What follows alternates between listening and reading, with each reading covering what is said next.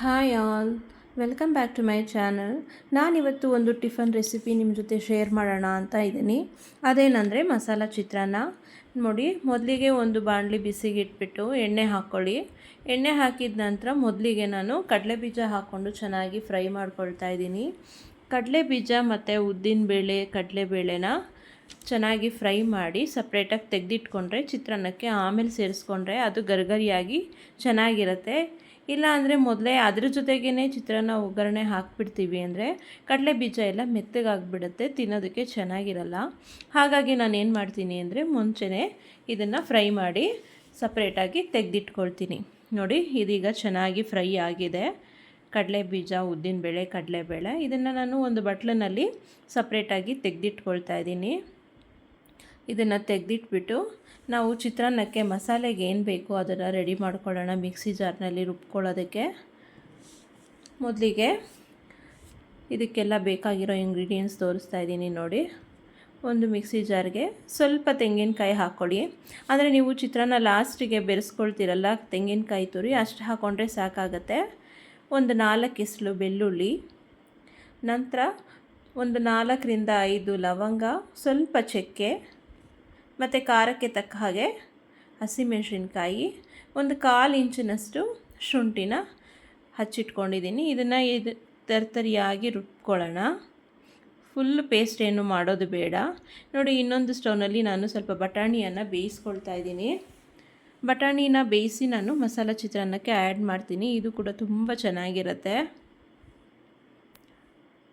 ಕಡಲೆ ಬೀಜ ಉದ್ದಿನಬೇಳೆ ಎಲ್ಲ ಫ್ರೈ ಮಾಡ್ಕೊಂಡಿದ್ವಲ್ಲ, ಅದೇ ಎಣ್ಣೆನ ನಾನು ಕಾಯ್ಲಿಕ್ಕಿಟ್ಟು ಎಣ್ಣೆ ಕಾದ ನಂತರ ಸಾಸಿವೆ ಹಾಕ್ಕೊಳ್ತಾ ಇದ್ದೀನಿ. ಸಾಸಿವೆ ಸಿಡಿದ ಮೇಲೆ ಜೀರಿಗೆ ಹಾಕ್ಕೊಳ್ತಾ ಇದ್ದೀನಿ.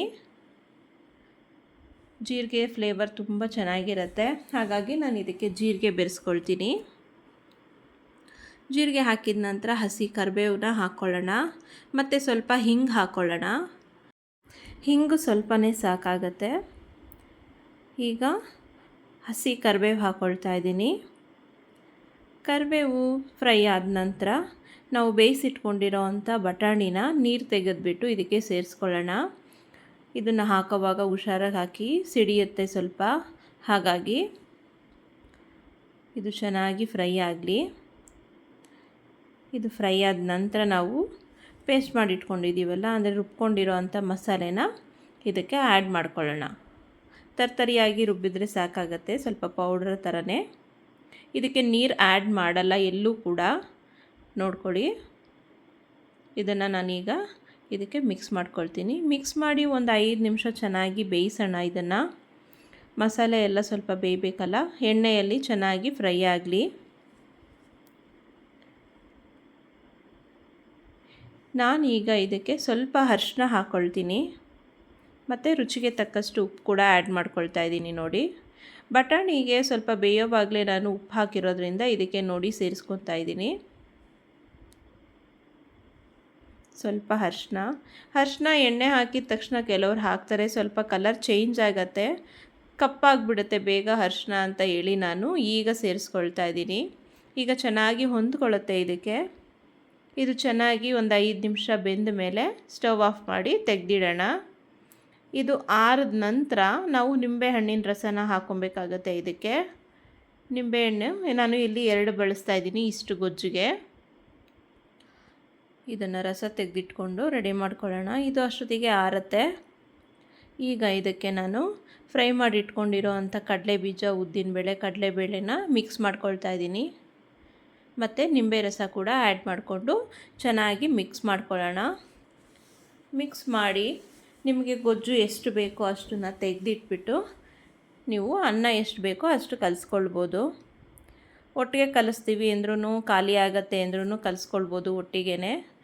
ನಾನಿಲ್ಲಿ ಸ್ವಲ್ಪ ಕಲಿಸ್ತೀನಿ, ಯಾಕಂದರೆ ಈಗ ಬಾಕ್ಸಿಗೆ ಬೇಕು ಮಕ್ಕಳಿಗೆ. ಹಾಗಾಗಿ ಈಗ ನೋಡಿ ಸ್ವಲ್ಪ ಹಸಿ ಕೊತ್ತಂಬರಿ ಹಾಕ್ಕೊಳ್ತಾ ಇದ್ದೀನಿ.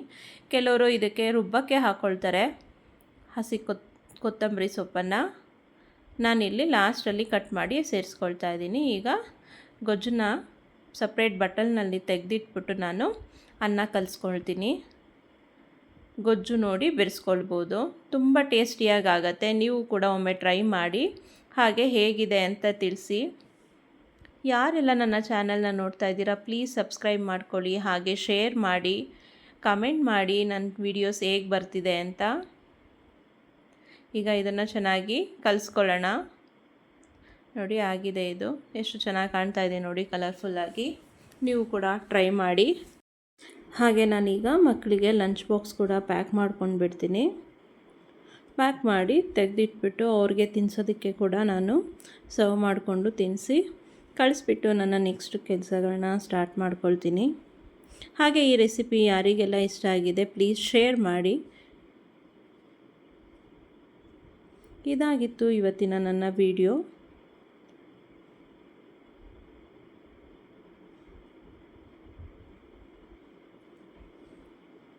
ಲಂಚ್ ಬಾಕ್ಸ್ ಪ್ಯಾಕ್ ಆಯಿತು ನೋಡಿ, ನಾನು ಸರ್ವ್ ಮಾಡ್ಕೊಂಡಿದ್ದೀನಿ. ಮಸಾಲೆ ಚಿತ್ರಾನ್ನ ಗೊಜ್ಜು ಮತ್ತು ಚಿತ್ರಾನ್ನ.